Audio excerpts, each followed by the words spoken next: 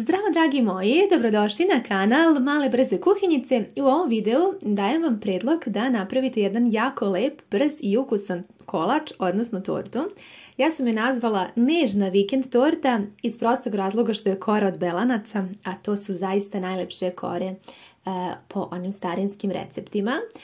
Potrebno je 5 belanaca čvrsto umutiti, a zatim dodati i 5 kašika šećera pa nastaviti mutiti dok se šećer ne rastopi, treba će par minuta. Zatim dodati 5 kašike ulja i nastaviti mutiti. Potrebno je da ovaj šaum od belanaca bude čvrst. Zatim kada ste umutili ovaj šaum, sada ćemo pripremiti i suve sastojke. Potrebno je 5 kašika brašna, ali tip 400, znači meko brašno je u pitanju, i polovinu kesice praška za pecivo. Sve ovako dobro sjedinite te suve sastojke, a zatim ćemo njih da dodamo u ovu smesu i to je sve od sastojaka za koru. Sada blago i nežno ovako umutite zajedno šaum sa brašnom, onako dosta je smesa, da kažem, gusta, ali takva i treba da bude. Obložite papirom za pečenje tepsiju, moja je dimenzija 20 x 30 cm i izlijte ovu koru od belanaca. Stavite je na pečenje u rernu koja je zagrejana na 180 stepeni. Za to vrijeme, dok se naša kora peče, pripremamo kremu od ovih 5 žumanaca koji su preostali. Dodajem u žumanca 5 ravnih kašika šećera i potrebno je jako dobro i penasto ih umutiti. Zatim u ovu smesu dodat ću i 2 pune kašike gustina i sada ću to sve ovako zajedno da promešam, da sjedinim te sastojke i zaista je brza ova torta, neće vam oduzeti mnogo vremena, a veoma je ukusna. U jednu manju šerpicu sipajte 200 ml mlijeka i stavite da se to mlijeko zagreje, odnosno da proključa. U ključalo mlijeko obavezno smanjite temperaturu na ispod srednje, pa unutra dodajte kremu od žumanaca i ona će jako brzo da se zgusne kroz par minuta. Mešajte ovako sa mutilicom da vam se ne bi stvorile grudvice i ostavite da se ova krema prohladi. Dok smo spremili kremu, kora je već gotova, tako da potrebno je otprilike nekih 15 minuta peći ovu koru.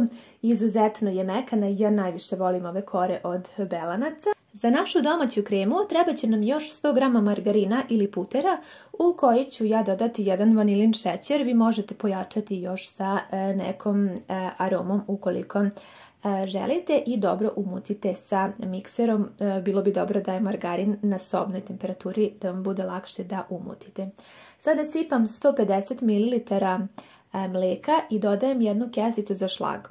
Po receptu na kesici dodaje se 200 ml mlijeka, ali ja uvek dodam 50 ml manje da bi mi ovaj šlag bio što čvršći i kada pravim kreme uvek tako praktikujem.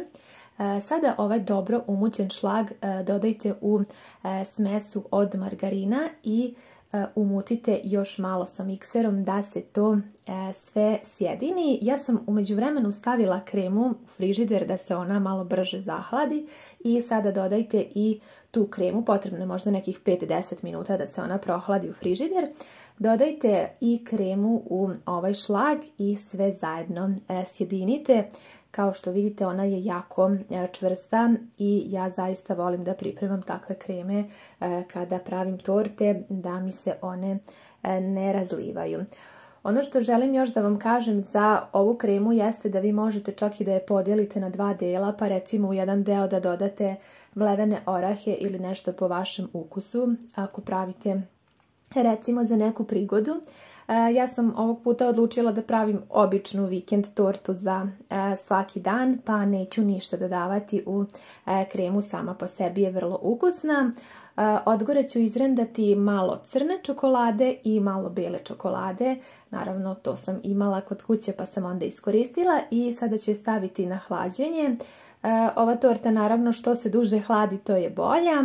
Ja sam je hladila nekih malo manje od 2 sata i evo sada ćemo je presjeći i već se dosta stegnula, ali naravno trebalo bi možda još i malo više da se hladi, najbolje bi bilo čak i preko noći ako uspete da sačekate.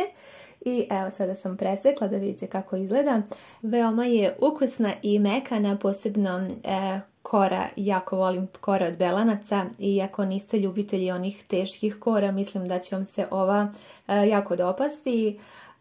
Također želim da kažem da je zaista ovo brz recept i neće vam sigurno trebati više od 30 minuta da pripremite, a dobit ćete jedan lep užitak. Nadam se da vam se ovaj recept dopao, da ćete ga isprobati. Svakako bih voljela da mi pišete vaše utiske u komentarima, a ja ljubim vas sve puno!